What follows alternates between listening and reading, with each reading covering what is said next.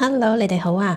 呢一集呢係想分享返我點樣 join 大陸嘅團同埋自由行，用最經濟划算嘅方式由斗門出發去玩。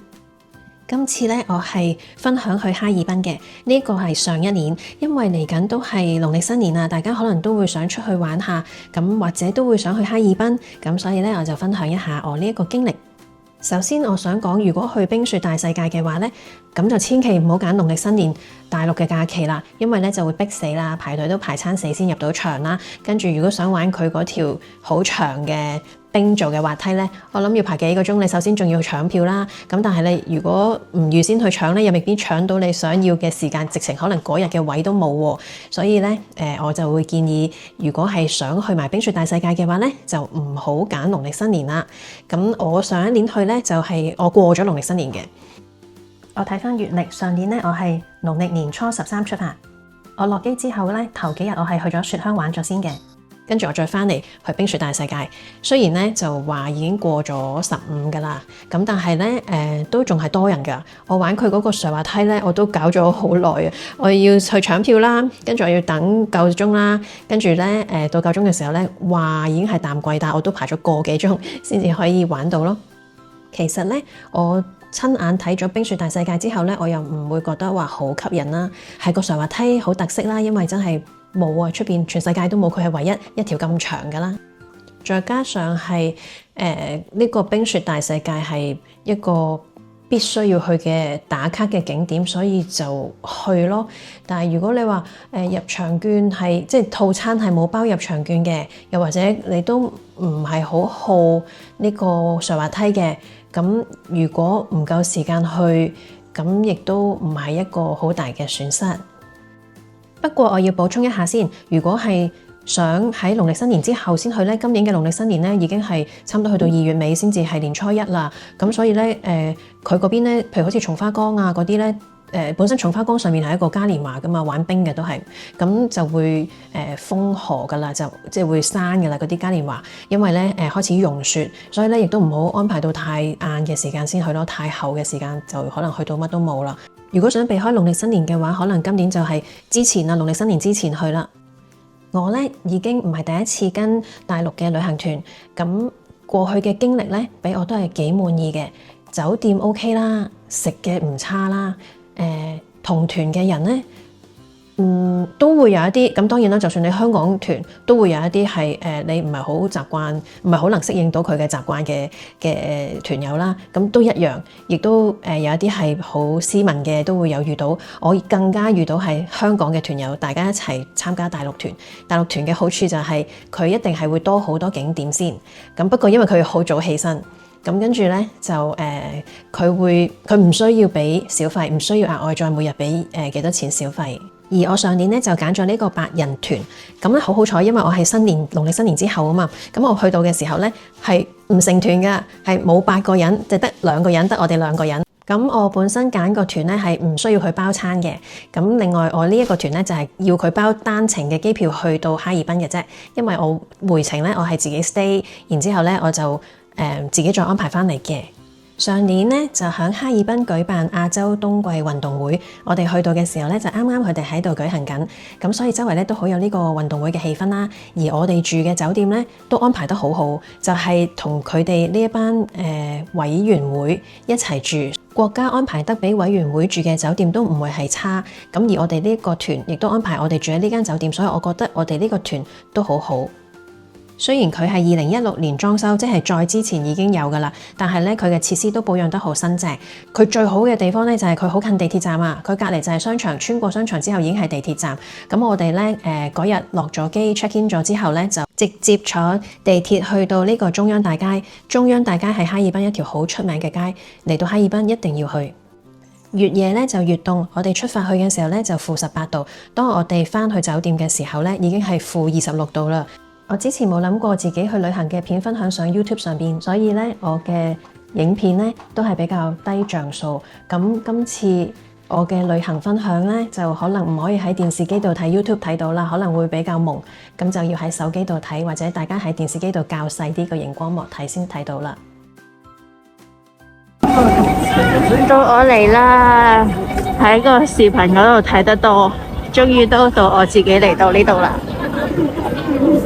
哈爾濱嘅中央大街，而家-20度，我冇戴手套喎，我有戴手套，不過我冇着到，冇戴到上手，因為我覺得唔夠靈活啦。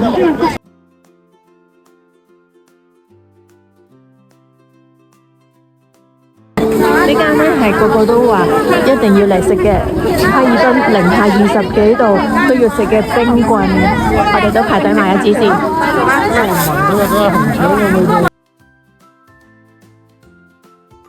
我哋喺中央大街揾到一間餐廳入去食，好俄式嘅裝修，同埋食嘅食品呢，佢都話係好俄羅斯嘅，但係我哋未食過俄羅斯菜，所以唔知正唔正宗啊。味道係唔差嘅，不過價錢都唔平。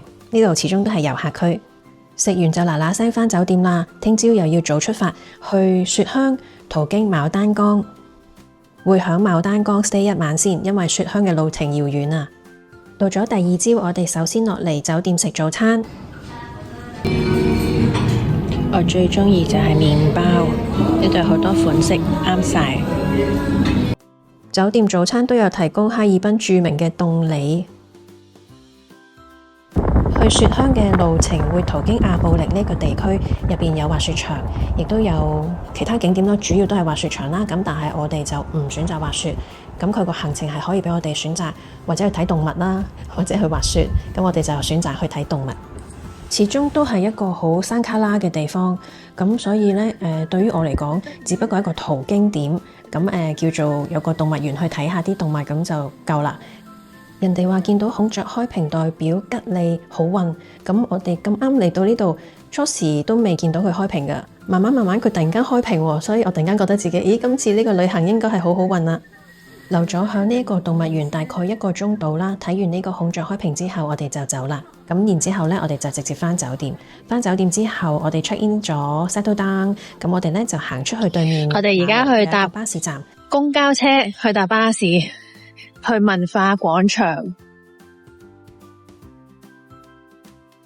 酒店就喺正對面咋。呢間 Holiday Inn， 跟住我哋咧喺呢度打唔到車，跟住個門口嗰個人就話：哎呀，你搭巴士仲快啦！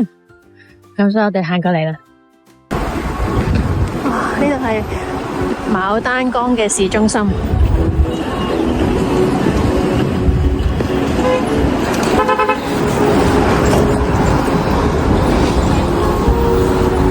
我哋去對面啦。我就話睇咗完結先啦。咩激話？呢間嘢搏擊啊！職工搏擊俱樂部啊！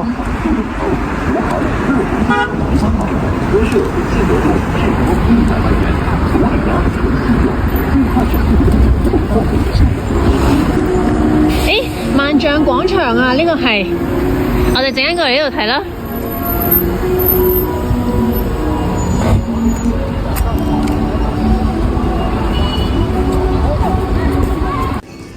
呢個係個魚咧，呢個係明太魚豆腐湯。咁明太魚，我理解應該係明太子個媽，因為明太子係啲魚子啊嘛。跟住我老公話，咁明太酸就因為啲籽都俾人食晒，仲點會有酸啊？我哋食完餐飯，然之後再去買咗少少零食就返酒店啦。第二朝響酒店食完早餐就出發，目的地係雪鄉。朝早出發嘅行程，去雪鄉途經呢個冰雪畫廊，咁入邊就有呢啲玩雪嘅嘢啦。因為我哋本身8人團變成2人，所以咧都唔使話特別跟行程啦。我哋自己同司機商量，想去邊唔想去邊。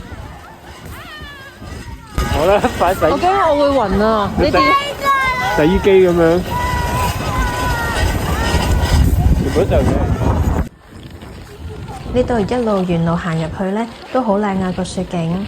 咁喺到門口嘅時候咧，就會有啲人咧溜你租嗰啲滑雪嘅工具，你坐喺嗰塊板嗰度咧就可以上落去嗰啲咧。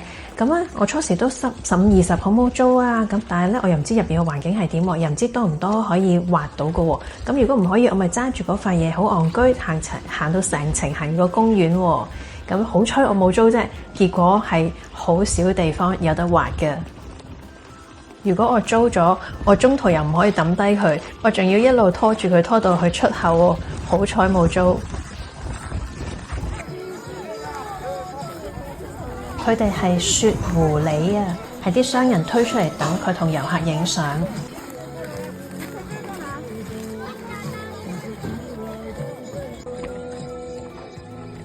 個個都爭住摸下啲狐狸，然之後我摸下咧，叫我老公幫我拍片，跟住嗰個商人咧，佢就同我講：我偷拍啊，餓死啲狐狸啦！好彩佢係笑笑口講嘅啫。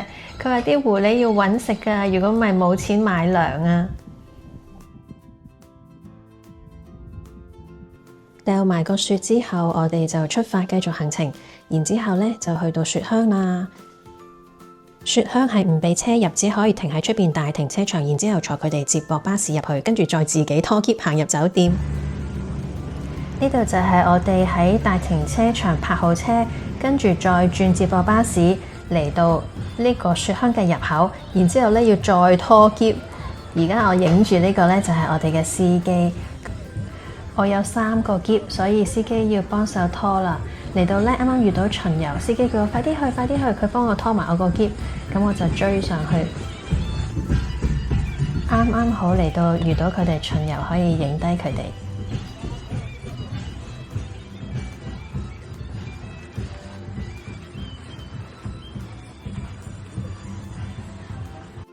呢度就係雪鄉嘅大街，都係得呢條街。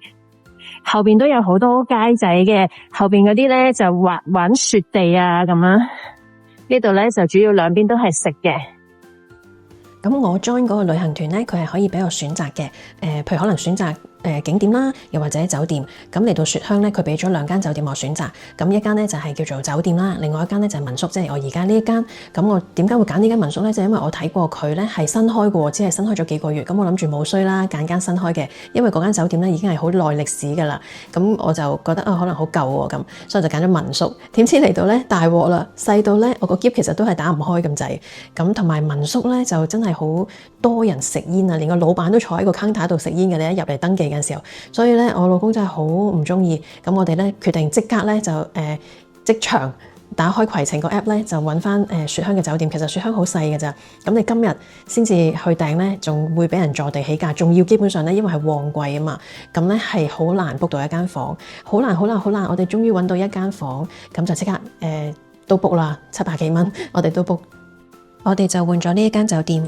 換咗呢間酒店環境差好遠，呢一間酒店直情係喺嗰個雪鄉嘅大街嗰度。頭先講民宿咧就喺嗰啲後巷細街，你行餐飽先可以翻出嚟條大街。夜晚黑嘅雪鄉更加靚，不過嚟到雪鄉嘅話咧就要小心啲啦，因為咧佢哋都幾貴㗎啲嘢食，仲要係難食，唔識煮嘅。但係咧你冇得唔幫襯喎，因為淨係得呢條街㗎咋。咁所以咧，佢有一個國營嘅超級市場，而嗰個超級市場咧係堆滿晒人入去嘅。呢度咧就係喺山上面望翻落雪鄉，其實咧有一個位咧係唔使有樹遮住嘅，可以完全影到晒嗰啲蘑菇屋頂噶。咁因為佢有好多燈啊嘛，咁係七彩蘑菇屋頂。不過咧，如果你要去嗰個位咧，你就要俾每位200蚊嘅入場費啦，所以我就唔俾啦。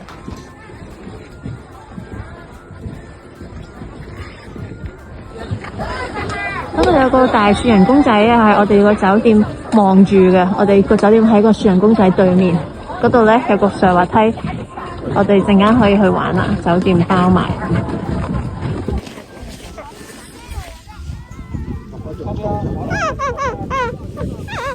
我去哪？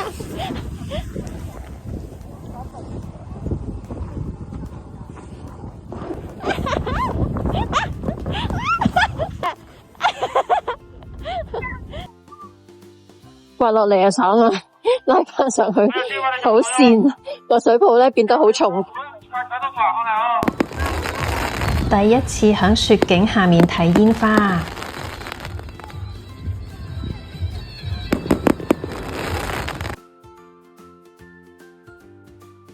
第二朝我哋就離開雪鄉，翻返去哈爾濱。咁酒店有包早餐嘅，但係唔啱我哋食，所以我哋咧就冇食，直接出去揾翻司機。今次醒咗啦，我哋揾酒店幫我哋揾人拖行李出去，唔使自己喺個雪地度拉住個行李篋拉到死下。我哋會合司機之後就出發翻返去哈爾濱。響黑龍江總共咧有5段嘅公路咧係成為咗呢個叫做音樂公路。咁佢因為喺公路上邊咧整咗一段仔。當架車經過個轆同埋地面摩擦呢，因為地面仲有啲高高低低嘅，然之後當個轆摩擦嘅時候呢，就會發出不同嘅音調，成為一個樂曲。要拍一拍手機準備好吧？準備好啦，準備好了，好，那我加速了啊！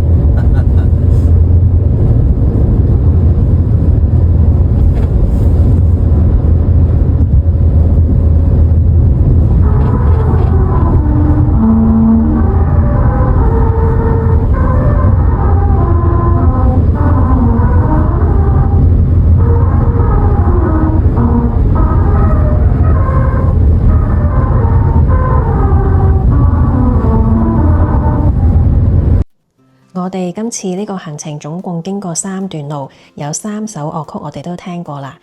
呢一個5日4夜嘅旅行團呢，咁就去到呢度結束啦。其實呢，我哋翻哈爾濱之後呢，都仲有行程嘅，不過我哋唔需要司機啦，咁就放佢翻屋企啦。咁我哋呢，自己搭地鐵去哈爾濱冰雪大世界，就係行程裏邊包埋嘅門票。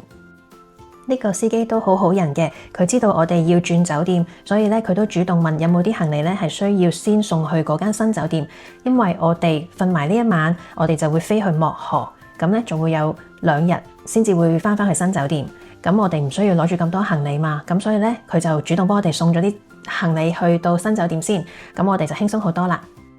哈爾濱冰雪大世界係適合夜晚黑去睇嘅，咁所以我哋有時間剩咧，我哋就去翻新酒店附近嗰個範圍嗰度行下。我哋將會住呢間酒店，跟住咧就係呢度就係索菲亞大教堂啦。我哋點解會將會住呢？因為我哋係今晚我哋唔係住呢間酒店嘅，我哋咧聽日會飛去漠河。好肥啲啲啊！來，美女往那邊，給他照張相。佢哋影相，我哋唔好阻住佢啦。抬頭來，問一下多少錢？給他。哇，好大個太陽！酒店對面呢就係個街市，而呢個街市呢係比較平民嘅，咁我哋就入咗嚟食嘢。喺哈爾濱咧要小心啲買嘢啊，因為咧周圍都係話自己係俄羅斯產品啦。雖然佢哋真正係俄羅斯產品嚟嘅，但係咧唔同嘅地方買咧個價錢可以爭幾倍甚至幾十倍㗎。去到片尾咧，我會分享翻去哈爾濱玩嘅小貼士啦，點樣避坑啊，就係點樣唔好俾人劏啊。亦都會分享埋我去邊度訂我嘅行程啦。同埋我去嘅景點，邊啲係值得去嘅景點？如果大家有機會嚟呢一個超市呢，我都好建議、好推薦大家嚟幫襯呢一個老闆。唔知到時候佢仲喺唔喺度呢？因為呢，佢真係好大包，佢有好多配料啦。咁你中意落邊啲就落邊啲啦。如果你冇特別要求呢，咁一包飯裏邊呢，所有配料都有晒。然之後佢揾一塊好大嘅生菜包住成個飯，佢好足料啊！一個人係食唔到咁大嚿啊，要2個人分。咁我哋同呢一個老闆傾偈啦，佢就話佢本身係做大廚嘅，咁而家呢，佢就試下自己做下小生意，開間鋪頭仔。我可能未必再有機會再去哈爾濱啦，因為仲有機會出去玩嘅時候，我都會想去一啲自己未去過嘅地方。但係呢，我都會好希望介紹俾大家。我喺片尾都會話埋個地址俾大家。咁如果有機會去開嘅，去幫襯下佢啦。希望佢生意興隆，一路繼續做落去啦。我聽翻自己影片錄音先知，原來呢個係白菜，唔係生菜。那麼大片是什麼菜？白菜。白菜那麼大？專門的這種白菜。哦，是東北的白菜嗎？不長別的，就長這個葉子。哦。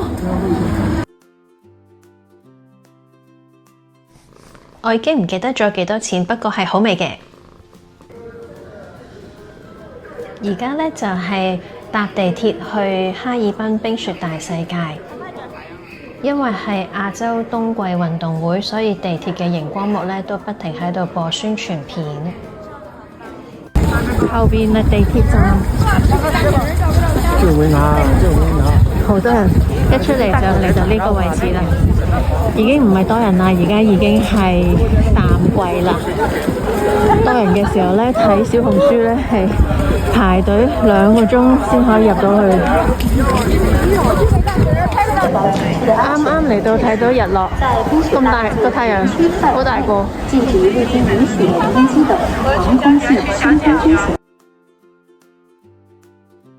喺冰雪大世界入邊有一個美食館，可以唞一唞先，跟住預約大滑梯，睇下可唔可以搶到票玩大滑梯。差唔多1個鐘啦，哇，都幾靚啊！搶滑梯嗰個二維碼，跟住搶到之後仲要喺度排隊。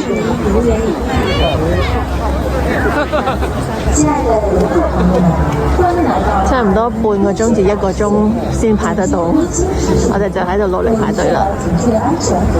差唔多1個鐘。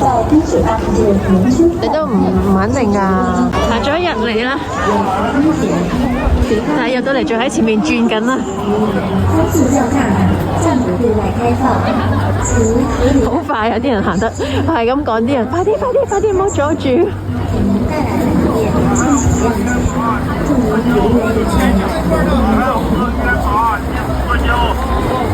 亲爱的游客朋友们，您好，欢迎光临哈尔滨冰雪大世界。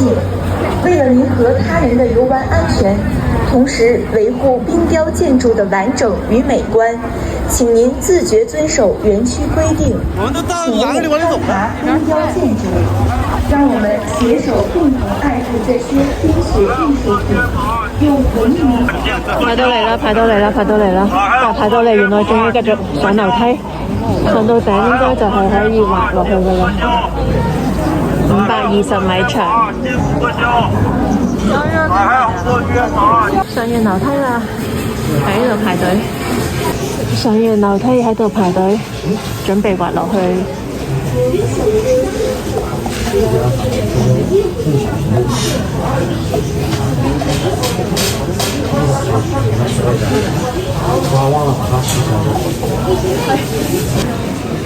原來排完入嚟，排完嗰個樓梯之後入到嚟繼續排。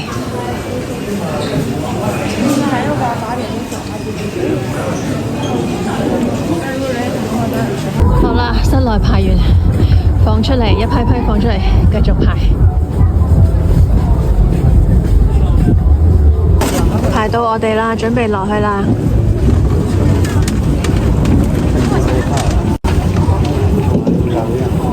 大家都揸住塊板喺度等緊俾人撐落去嘅呢啲。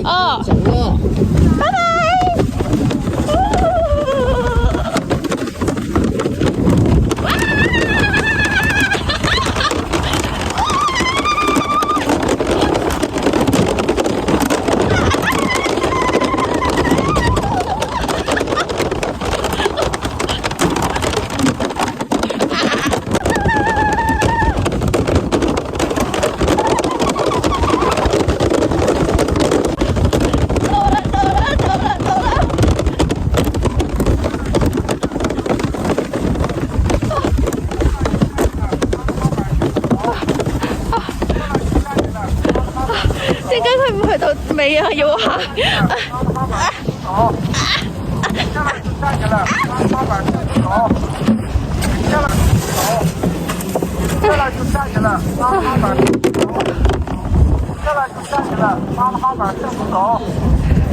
佢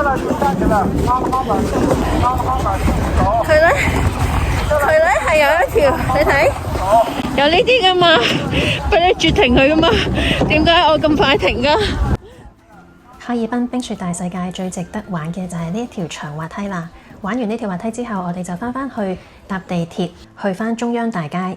不加一滴水的冰淇淋，成條街嘅人都揸住呢嚿雪糕。中央大街，所以我又嚟買。你排隊啦！你要咩啊？原味啦，唔係啊，你要個麵包定係桶啊？麵包。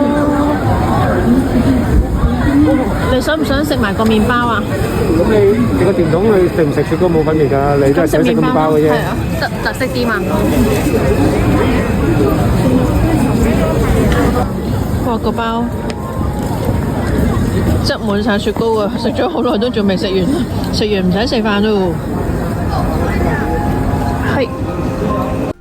食完呢個雪糕之後已經飽晒，不過我哋都隨便再食咗一啲嘢，跟住先返酒店休息，然之後第二朝就飛去漠河啦。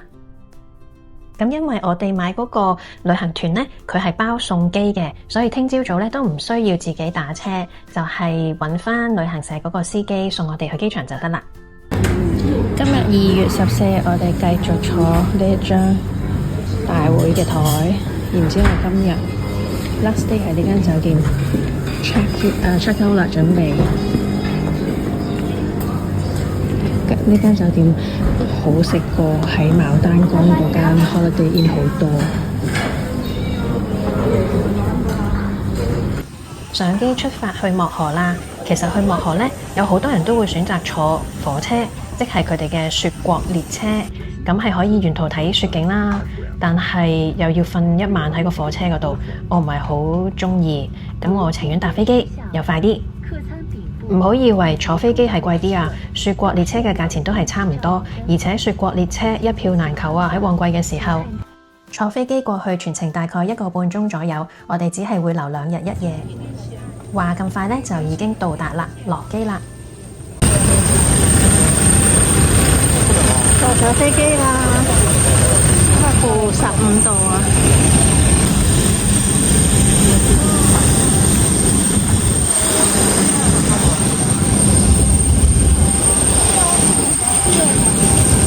機場得2架飛機。滴水啊！一落嚟已經係運輸帶啦。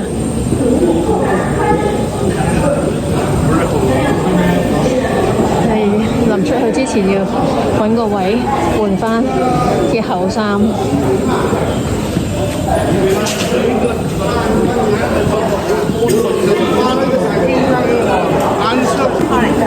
攞完行李，跟住呢度已經係出去咯。嚟到漠河呢，我就包咗一個司機照顧我哋2日1夜。咁佢已經到咗機場出邊接我哋，直接就去食飯先。而漠河嘅司機呢，好得意嘅喎，食飯佢係要我哋包埋嘅。喺我買呢個包車嘅時候呢，我已經知道㗎啦。漠河係我夢寐以求想去嘅地方，係中國嘅最北嘅一個位置。咁佢呢係一個好細嘅地方，雖然佢好細，但係呢，佢都係一個旅遊區，所以佢嘅價錢呢都唔係平㗎。而且佢好多嘢都係需要靠入口，喺第二啲省入口過去啦，所以呢都係會比較貴嘅。咁但係如果係佢哋嘅特產呢，咁又因為我哋係遊客區嘛，所以又係貴嘅。漠河隔咗一條黑龍江就係俄羅斯嚟㗎啦，咁所以呢，呢度都有多俄羅斯嘅物品。咁但係去到旅遊區呢，買俄羅斯嘅物品呢係非常之貴㗎。留返響片尾，我再一次過講俾大家聽，到底係邊度買俄羅斯物品係比較經濟。漠河呢亦都係可以睇到北極光嘅，咁但係呢，佢只係1年裏邊只係6月嘅時候睇到幾日啦。咁所以呢，喺嗰幾日呢係好火爆，成個漠河都爆晒，所有酒店呢都冇一間房要預先 book 㗎。不過呢，響呢幾年呢，北極光大爆發，好似話係10幾年先有一個循環㗎。咁呢，所以喺漠河嘅冬天，2024年嘅年尾至到2025年嘅年頭都有睇到北極光。你撞我嘅，你撞我嘅。你仲我有得食咩？嚇！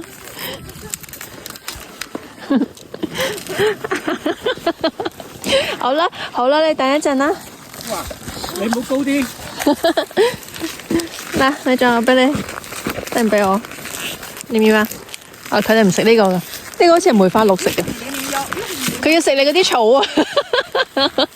好攰啊！隻手。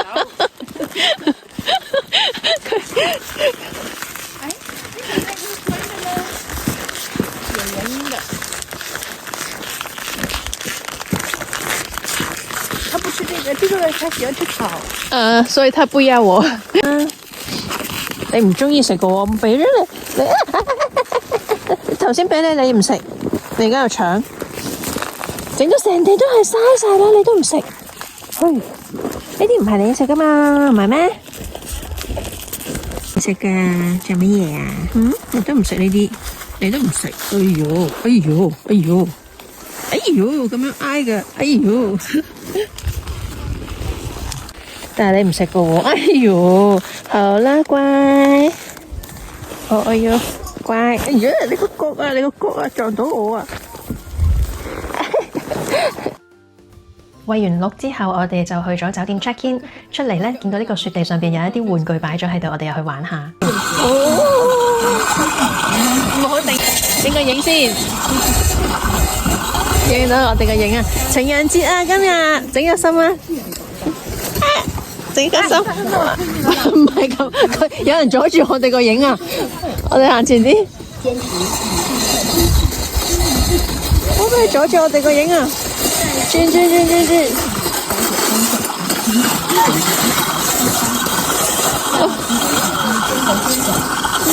好呢度。哎呀！咦，你要踎低啲，整唔到，你個人要踎低啲先得㗎。個頭，我個頭要分開啲，因為見唔到兩個頭。都唔知做啊？得唔得？梗唔得啦。點睇？我要企起身，唔好，我哋企起身，咁樣。企喺呢嚿。呢度。攻堅破難計劃，實行專班研究、專人負責、專項推進，推動各項工作扎實成績。咦，好輕喎！你突然間變咗撞人啦，撞人啦！我要錯，你推我。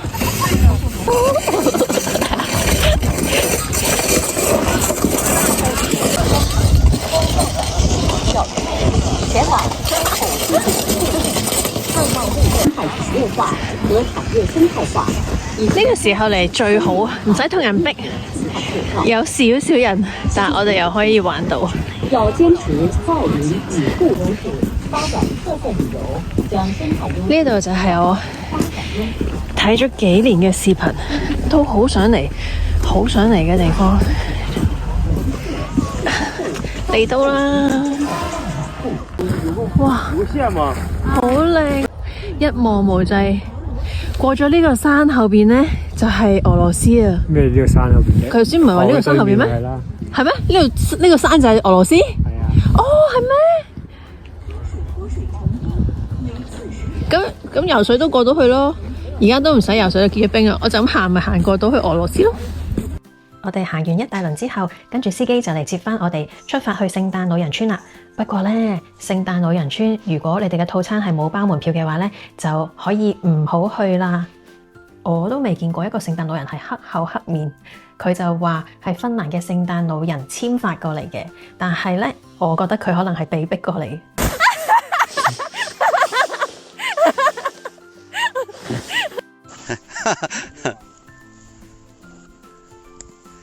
你看完，你看你能不能上来啊？再往下滑。你看你能上来不？我应该上不了。小心点啊！哎，你可把护具带上。你往上上，你看你咋能上来？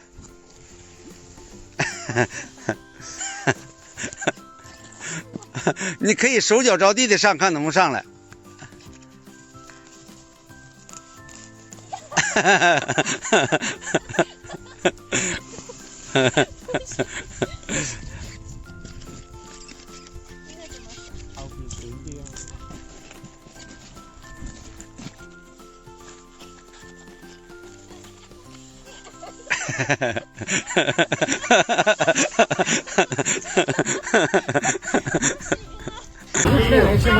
最北郵局，我到啦，我行下先。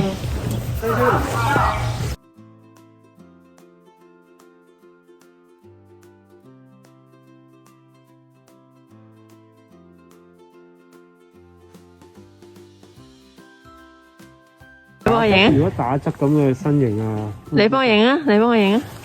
小朋友咪得，你呢個位啊，你睇，可以影到天好靚。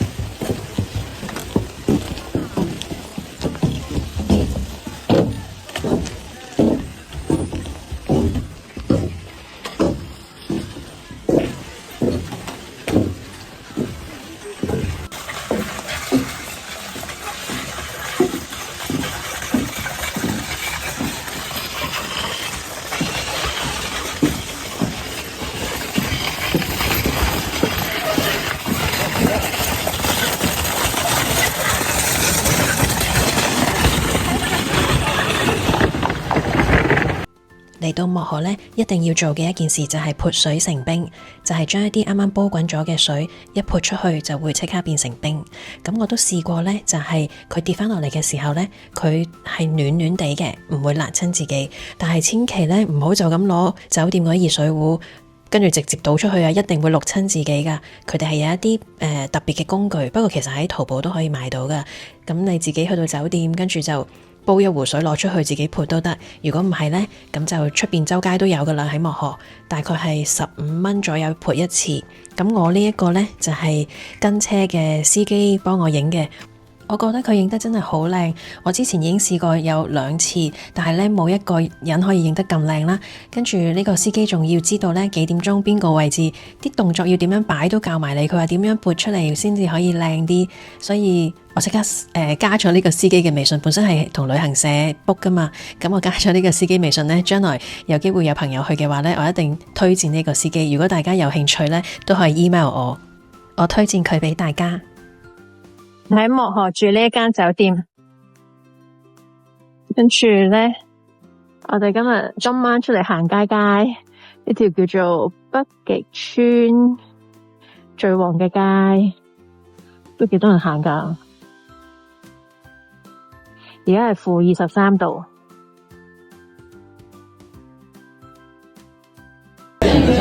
漠河舞廳啊，就係最北嘅唯一一間舞廳，係所有人都要嚟呢度打下卡嘅，所以咧入場費係要20蚊，所以我哋都要嚟睇一睇。都往前坐。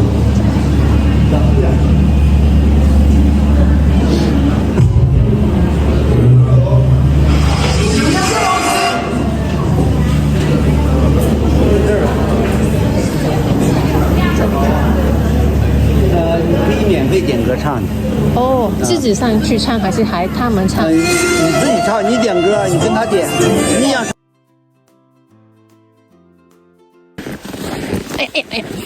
我哋而家點解會喺呢度呢？哎呀，就係因為我哋仲有好多時間未起飛，咁所以呢，所以咧，師傅就問你想去邊啊？諗唔到喎，咁佢就咁你想唔想去睇下啲雪啊？咁話，咁我哋佢就俾我喺度行下啦。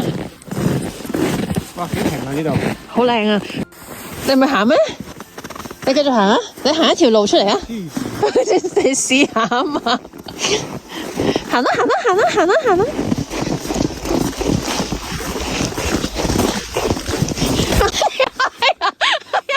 我坐唔低你啊！你係咪撥我？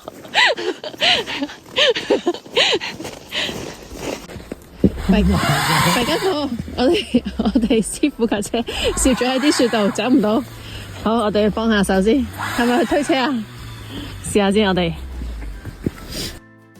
好彩，仲有2個途人行過，我哋4個人夾份推喐咗架車，咁我哋呢就可以準時去到機場，完成咗漠河之旅，終於都實現咗我嘅夢想啦！漠河係一個我呢一世都會好回味嘅地方。呢度係漠河嘅候機室，啊，都幾大喎，比我想象中大，都幾靚喎，有135號登機口。飛機未啊？未有飛機。好啦，我哋返哈爾濱啦。呢一隻係哈爾濱亞洲冬季運動會嘅吉祥物，響哈爾濱嗰度賣斷晒啊！竟然我喺漠河機場買到。呢一包朱古力係我哋嘅包車師傅送俾我噶，我收到嗰下呢，我真係好感動。佢話呢，因為見我去嗰啲手信鋪嗰度見到呢啲俄羅斯嘅手信呢，唔捨得買，咁所以呢，佢就買一包送俾我做紀念。我收到嗰下呢，真係好感動啊！咁但係點解我唔買呢？係因為我喺淘寶見到原來爭幾倍價錢喎，所以我話呢，片尾我會再同大家分享。喺哈爾濱千祈買手信係要好小心。哎呀，原來條片太長啦，一定要斬開一半，所以呢，要去到呢度先，下一集再講。